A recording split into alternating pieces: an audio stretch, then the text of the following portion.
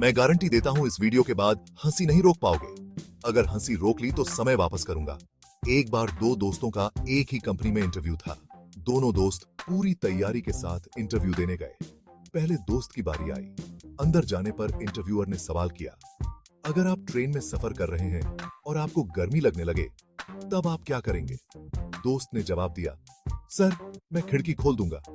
यह सुनकर इंटरव्यूअर ने कहा, अगर मैं कहूं कि आपकी खिड़की का पेरीमीटर 370 सेंटीमीटर है और ट्रेन 50 किलोमीटर की एक रफ्तार से पूर्व दिशा में जा रही है तो पूरे कोच को ठंडा होने में कितना समय लगेगा? इतना कठिन सवाल सुनकर वह नहीं पता कहकर वहां से बाहर आ गया। उसने सारी बात दूसरे दोस्त को बताई। अब दूसरे दोस्त की बारी आई। इंटरव्यूअर ने वही सवाल पूछा। दूसरे दोस्त ने उत्तर दिया, सर मैं कोट उतार दूंगा। इंटरव्यूअर ने कहा, अगर फिर भी गर्मी लगे तो? दूसरे दोस्त ने उत्तर दिया, सर मैं शर्ट भी उतार दूंगा। इंटरव्यूअर ने पूछा, अगर फिर भी गर्मी लगे तो? उसने कहा, एक बार एक डॉक्टर को जब नौकरी नहीं मिली तो उसने खुद का क्लिनिक खोल लिया और बाहर दरवाजे पर एक बोर्ड टांग दिया। उसमें लिखा था, 300 रुपए में इलाज कराइए, इलाज सफल न होने पर 1000 रुपए वापस।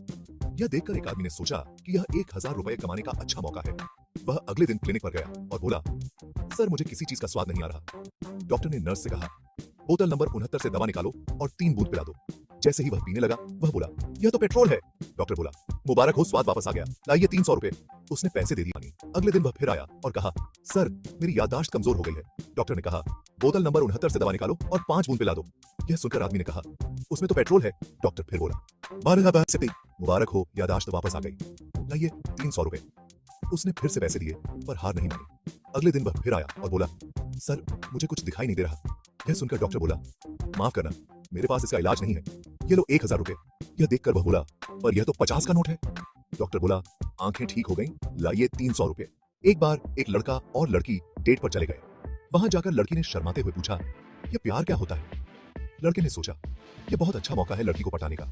उसने कहा, प्यार एक ऐसी चीज है जिससे एक लड़का और एक लड़की हमेशा के लिए साथ ही जाते हैं, जैसे कि सीमेंट और रेत। सिर्फ रेत को सीमेंट में मिलाने के बाद घर नहीं बनता, उसमें पानी भी मिलाना पड़ता है। पानी प्यार की तरह होता है जो सीमेंट और रेत को हमेशा के लिए साथ कर देता है। इतना सुनते ही लड़की बोली, साले तू शक्ल से ही मजदूर लगता है। एक बार एक बिहारी आदमी ने भैंस बांधने के लिए सार्वजनिक जगह पर खूंटा गाड़ दिया। पड़ोसियों ने आकर कहा कि खूंटा गलत जगह है, इसे यहां से हटा लो। बिहार आदमी ने कहा, मैं नहीं हटाऊंगा। बात ज्यादा बढ़ी और पंचायत बुलाई गई। पंचों ने कहा, भाई खूंटा गलत जगह पर गड़ा हुआ है। बिहार आदमी ने कहा, मानता हूं। पंचों ने कहा, बच्चे इसे टकरा सकते हैं और उन्हें चोट लग सकती है। बिहार आदमी बोला, मानता हूं। पंच बोले, भैंस बच्चों को सिंह या पूंछ से भी मार सकती है। बिहार आदमी बोला, मानता हूं। पंचों ने कहा, भैंस गोबर करती है जिससे यहां पर गंदगी हो सकती है। बिहार आदमी बोला, मानता हूं। फिर बिहारी आदमी ने बोला, मैं तुम्हारी इतनी सारी बातें मान रहा हूं, तुम भी मेरी एक बात मान लो, भैंस को यही बंधे रहने दो, करूंगा। एक बार 3 आलसी दोस्त खाना खाने बैठे।